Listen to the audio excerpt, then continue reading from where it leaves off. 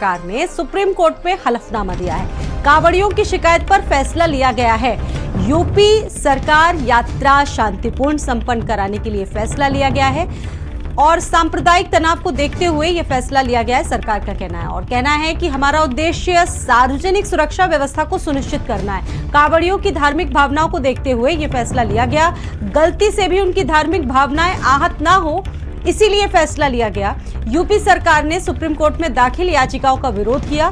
Supreme court में आज एक बार फिर से मामले की सुनवाई होनी है। इससे पहले आपको याद होगा कि वहां से अंतरिम आदेश निकल कर आया कि नेम प्लेट नहीं लगाई जाएगी।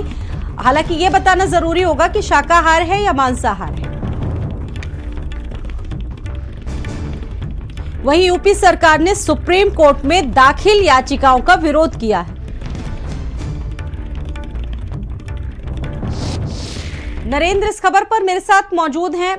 नरेंद्र से बातचीत करेंगे इस खबर पर। नरेंद्र, ये पूरा मामला लगातार सुर्खियों में, एक बार फिर से सुप्रीम कोर्ट में आज मामले की सुनवाई होनी है। वहीं अब सुप्रीम कोर्ट सरकार का ये कहना है कि भाई हमने धार्मिक जो लोगों की भावनाएं हैं वो किसी तरह से प्रभावित ना हो, इसलिए सारी चीजें की, इसीलिए इन याचिकाओं का विरोध भी हम करते हैं। इसको किस तरीके से देखा जाए नरेंद्र, आज एक बार फिर से सुनवाई होनी है इस मामले में?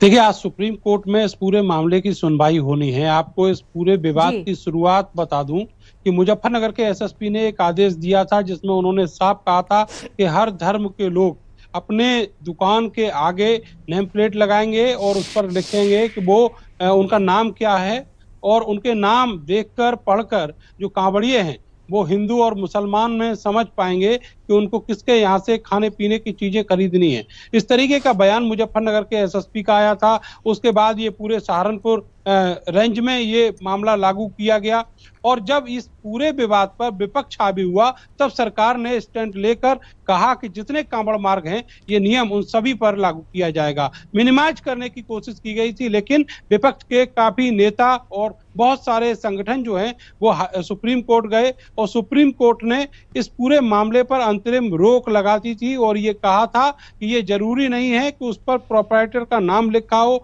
जरूरी ये है कि यहाँ पर शाकाहार मिलता है या मांसाहार मिलता है ये लिखा होना चाहिए। साथ ही जो मेन्यू है वो लिखा होना चाहिए और जो रेट लिस्ट है वो भी स्पष्ट अंकित होनी चाहिए।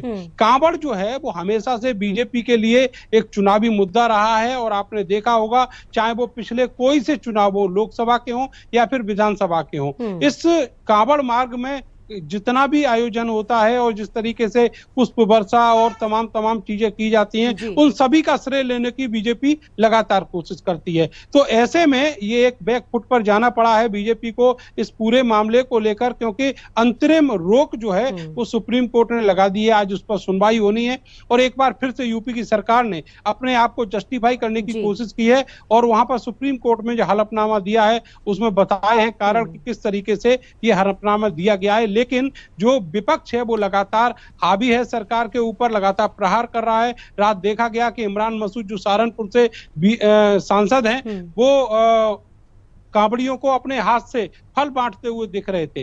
तो निश्चित तौर पर जो सरकार का आदेश है उसके खिलाफ ये चीजें की जा रही हैं, केवल यही बताने के लिए कि ये संवैधानिक देश है और संविधान से चलता है और यहाँ पर हिंदू मुसलमान में भेद नहीं किया जाता है। सुप्रीम कोर्ट का अंतरिम आदेश आ चुका, लेकिन फिर भी मूड में नजर नहीं आ रही है एक स्टेप बैक लिया जाए सरकार का। तमाम बातें कही गई है सरकार की तरफ से। दीपक भी दिल्ली से मेरे साथ मौजूद हैं। दीपक, दिल्ली में आज सुप्रीम कोर्ट में इस मामले की सुनवाई होने जा रही है। बहुत महत्वपूर्ण ये पूरा जो मामला इस वक्त चल रहा है, तमाम सुर्खियां भी बटोर रहा है। आज सुनवाई होगी। जी बिल्कुल स्वाति, हमने देखा कि जिस तरह से पिछले दौरान जो सुनवाई हुई थी उसमें तमाम दलीलें रखी गई थी और जो पक्षकार थे उनके तरफ से ये बातें रखी गई थी कि ये जो नेम प्लेट वाला मामला है वो कहीं ना कहीं आपस में बांटने का मामला है, क्योंकि हिंदू मुस्लिम की राजनीति की जा रही है और दलित और पिछड़ों की राजनीति की जा रही है।